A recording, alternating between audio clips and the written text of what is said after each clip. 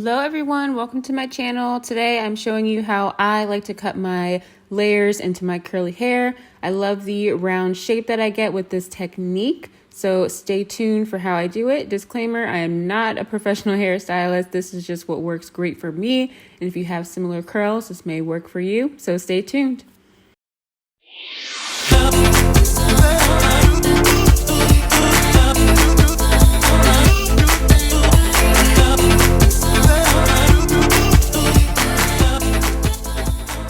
Hey guys, so to get started, I'm going to be grabbing my comb, 2 hair ties, excuse me guys, and my scissors. I am using hair cutting scissors. Do not use just regular home craft scissors because you can end up doing more damage than good to your hair. It can promote split ends and you just don't want that. Hair cutting scissors are much sharper than your average scissors, so really make sure that you have specific hair cutting scissors before doing this. To prep my hair, I just got out of the shower, I did my full shampoo and deep condition routine, and right now I'm just combing all of my hair to the front to make sure that there are no knots and no tangles, and my hair is as smooth as possible against my head.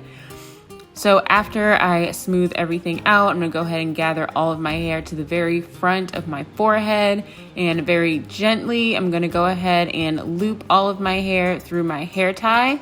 I am looping around 3 times because I don't want my hair to move around while I'm prepping it to cut into my first layer.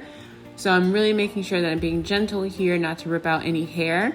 So after I have that done, I'm gonna go ahead and grab my comb again and just comb through the ponytail to make sure that everything again is nice and smooth, because you don't want your cut to go wrong for obvious reasons. And I also have my spray bottle here because I'm gonna be re-wetting my hair throughout this video. When my hair doesn't have product in it, it can dry pretty quickly. So I'm gonna be re-wetting my hair throughout this routine. And I went ahead and put the other hair tie on the bottom of my hair so that I can secure the ends for when I start to cut. So I just move it down to where I want to make my cut. And then for my first layer, I'm just going to cut straight across and grab my scissors and then just start cutting. And it takes me like 10, like 1, 2, 3. Yeah, it takes me a little bit, but whatever. So as you can see, I didn't get all of it in one swoop. So I'm gonna go ahead and regather it at the end. And where you see that little dangler there, I'm gonna go ahead and cut that off. And I couldn't get it right on camera, so I put my ponytail down just so that I can hold my hair taut so that I can cut that even. And there it is. And then I'm just cutting upwards a little bit just to feather out those ends so they're not as blunt. So after I go ahead and do that, I'm going to go ahead and remove this layer by gently as I can, just sliding that hair tie down my hair. And right now I could stop here, but that really wouldn't give me the shape that I wanted. So I'm going to go ahead and keep going. Next, what I'm going to go ahead and do is part my hair in a half up, half down. As you can see, my hair is starting to dry around the frame of my face. I'm gonna go ahead and grab my spray bottle and just re-wet my hair. Making sure that your hair is wet for this is really important. I know some people like to cut their curls dry, but my curls do not curl up the same way every time. So I like to do it wet just so that I can pull my hair straight, so that no matter how my hair decides to curl up that day, it'll still look pretty decent. If I were to cut my hair dry, who knows what it would look like the next time I did my wash and go. So that's why I prefer personally to cut my hair when it's wet, but you go ahead and do whatever works best for you. This is just a method that works best for me. So after I have my hair split half up, half down, I'm gonna go ahead and grab my hair tie. And then I'm gonna do the same process, making sure that everything is nice and flat. But to make sure I don't grab any hair that I don't want, I'm gonna go ahead and secure that bottom layer out of the way, because I do not wanna accidentally pull some of that hair up into the section where I'm gonna cut and just mess everything up.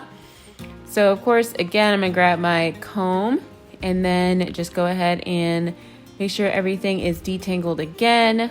My hair tangles up so easily, so every single time I move my hair around too much, I need to make sure I go back in and detangle.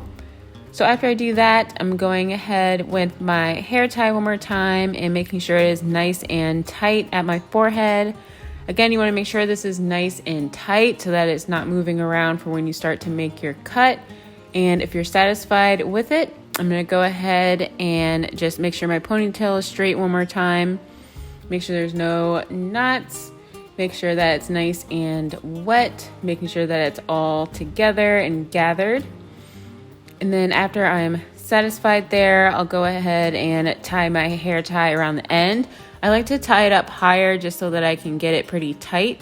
And then after I have it tight, that's when I'll go ahead and move it down to the area where I decide that I want to go ahead and cut it. So after I've moved it down to the section that I want, which is about maybe an inch or so right there, go ahead and make sure that is secure. And then I'll go ahead and grab my scissors. And as you can see, compared to the first time, I'm angling the scissors away from me.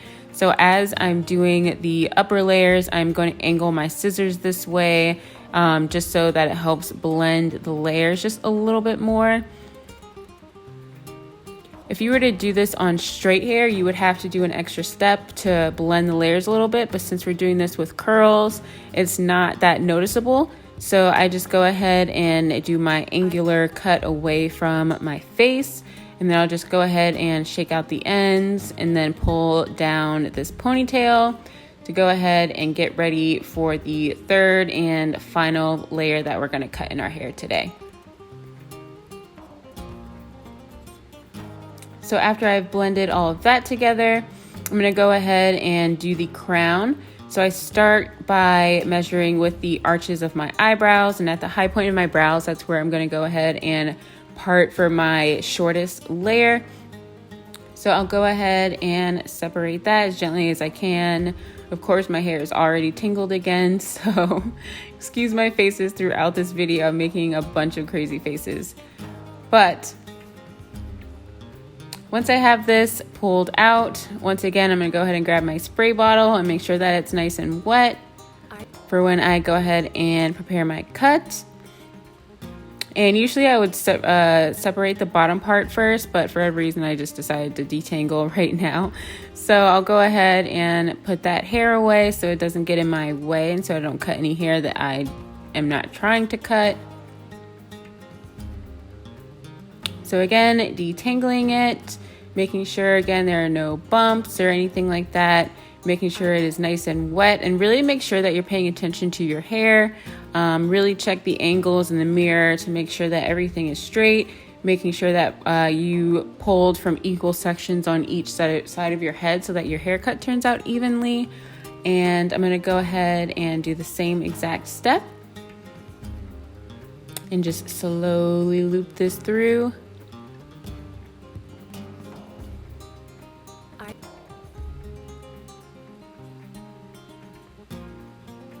And once I am satisfied there, I'll go ahead and gather my hair at the bottom.